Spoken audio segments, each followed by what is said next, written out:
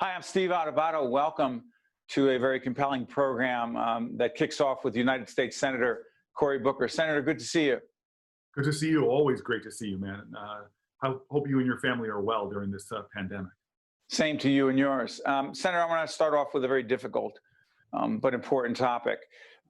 Judge Esther Salas, who you know well, a horrific tragedy that happened in which her son Daniel, 20 years of age, was killed, was murdered. Her husband was shot by someone who, an intruder in their home.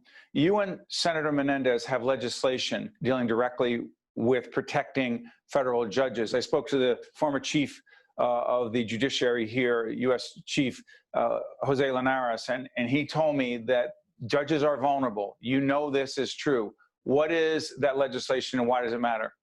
Well, first of all, I've talked to the judge, and this was a horrific tragedy that shook not only our state, but I heard from jurists all across the country, and the grief that's pouring out for someone to be so viciously targeted and at their own home.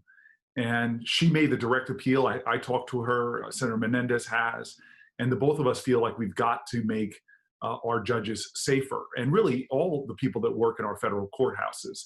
So he and I have had conversations across the aisle, and we're looking at a number of different measures, from considering things we can do on the internet to protect judges' personal information, all the way to just their physical safety at their places of work and at their residency. So I'm grateful for always my partner, Bob Menendez, and we're going to get something done on this.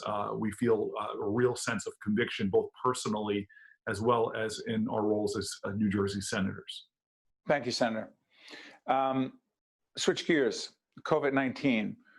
We are taping on the 13th of August. Where are we? Where do we need to be? And why aren't we where we need to be? Well, I think it's very painful to see how much of an outlier the United States of America is compared to our peers around the globe. New Zealand has gone now, I think, over 100 days without even a case. The nations that had the virus at the same time as us, like Taiwan, for example, only have less than 10 people dead. We have made a lot of bad mistakes, especially at the national level, by not coming up with a rapid plan. And now, at a time that the pandemic is ticking up, the number of cases, we are still failing to see the kind of federal action. And we have an impasse in Congress that's just unacceptable. This is the biggest crisis of our lifetime, and it demands a big response.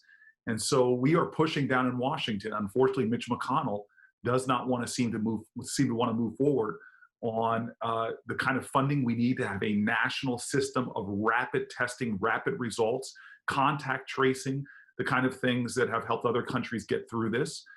The resources we need for our school system, for state and local governments whose expenditures have been going up to protect citizens, revenues going down. New Jersey towns are in crisis right now. There are a lot of things that we need to get funding for that we're fighting. But right now we have a block coming from the White House and Mitch McConnell. And so this is going to be a tough a battle over these next coming weeks, because not only do we have a health crisis, we also have an economic crisis.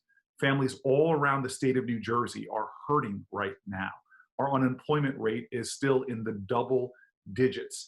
And we are seeing those who are living paycheck to paycheck now facing potentially a tsunami of a eviction crisis on top of that.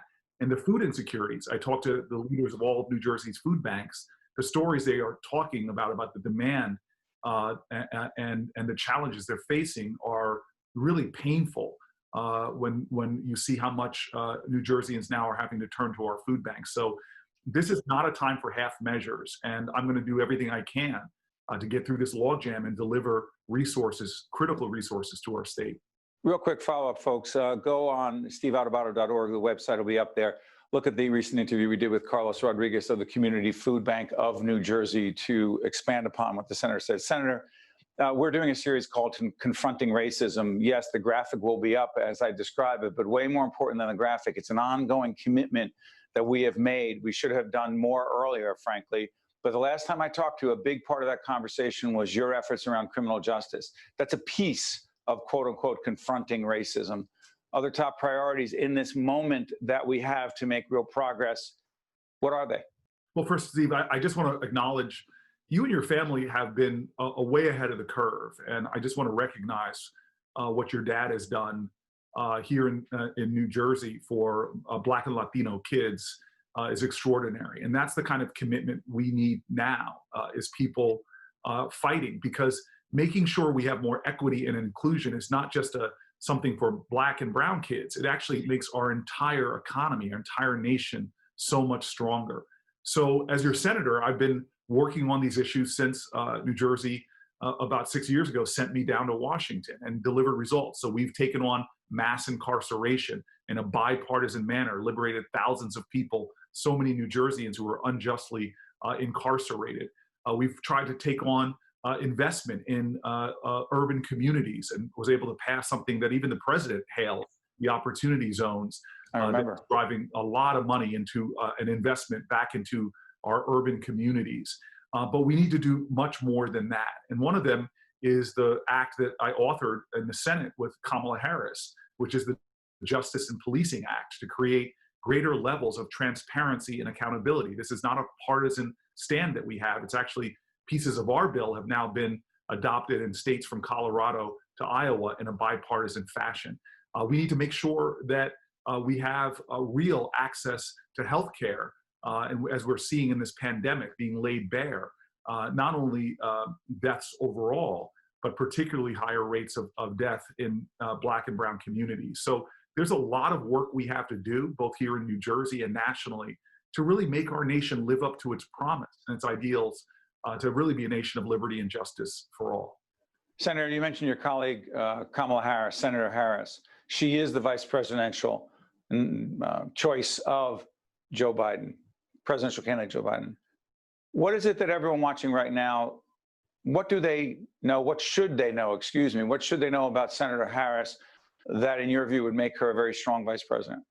Well, I've had the blessed position, thanks to New Jersey, to be able to develop a real friendship with both Joe Biden and Kamala Harris. And Kamala's no more than a friend. I mean, she's a sister to me. We have, really been in the trenches together, working together on a host of issues.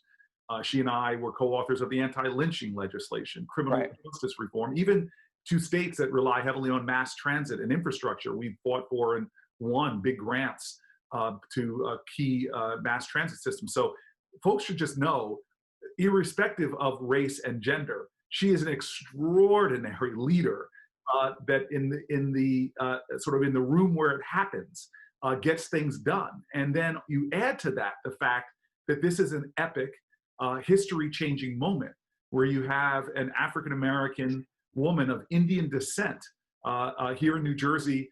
Those are two populations that bring a lot of pride to our state, our Indian Americans in New Jersey and our Black Americans. It is this wonderful moment where all of us, regardless of your party, should just take pride in now seeing a ticket in Joe Biden and Kamala Harris that really speak to the truth of who we are as a nation, that this is the United States of America, no matter what your background. Sure, there's still challenges, sure, there's still obstacles, sure, there's still work to be done, but we still have a dream that's worthy and righteous and possible.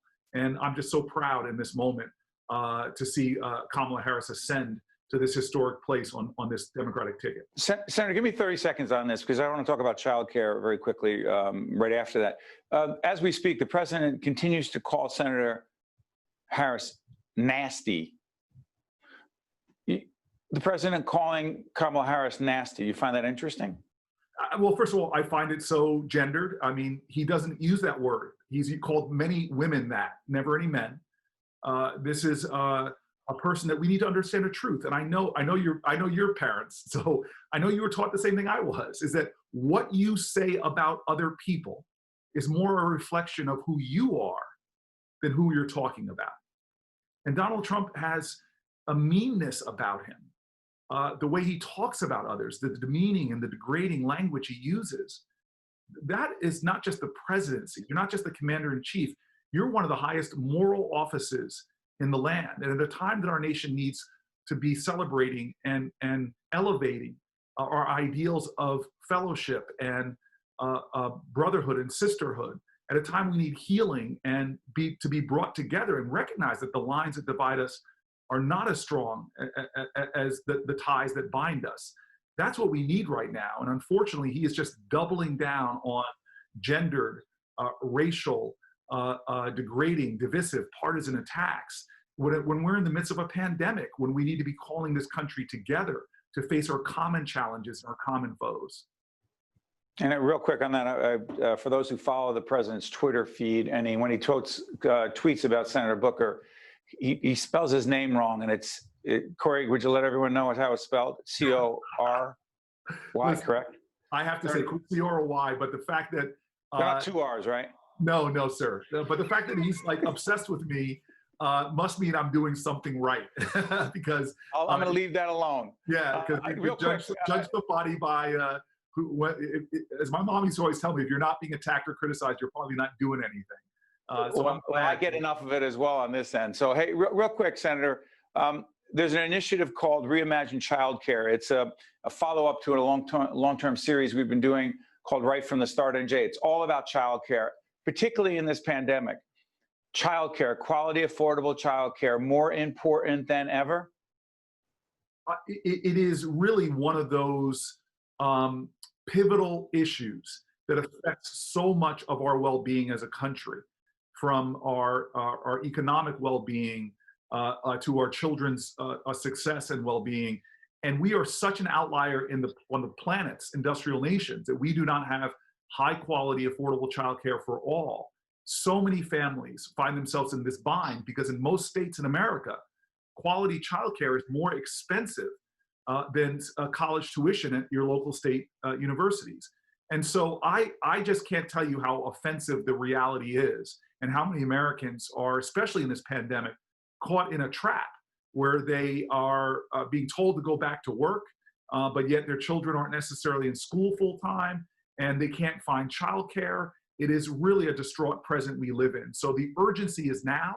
That's why I am partnered on legislation to make it a federal support for states and efforts to have a national system that helps to fund the highest quality childcare, because that's what's going to make us competitive globally. And that's what's going to give our children the right start they all should need for success. You've been listening to and watching United States Senator Cory Booker. Senator, I want to thank you so much for once again joining us, and we wish you and your family all the best in these challenging times. Thank you, Senator.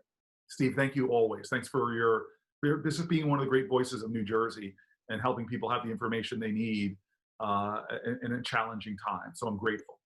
Thanks. I'll make sure we don't edit that out. Thank you, Senator. All the best. We'll be right back right after this.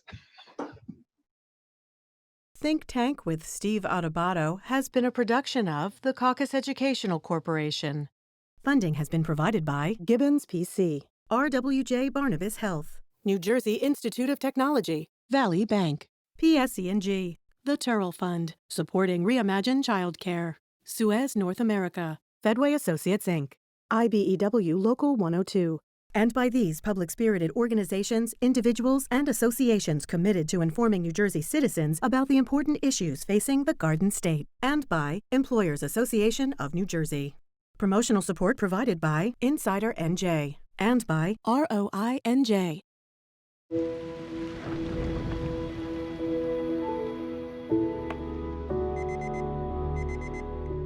Day after day, we rely on electricity for all the ordinary things in our lives and for the extraordinary. Mom! Hey, sweetie. How are you? So, tell me about the game. I scored 2 goals. That's my boy. At PSEG, our commitment to you now is more powerful than ever.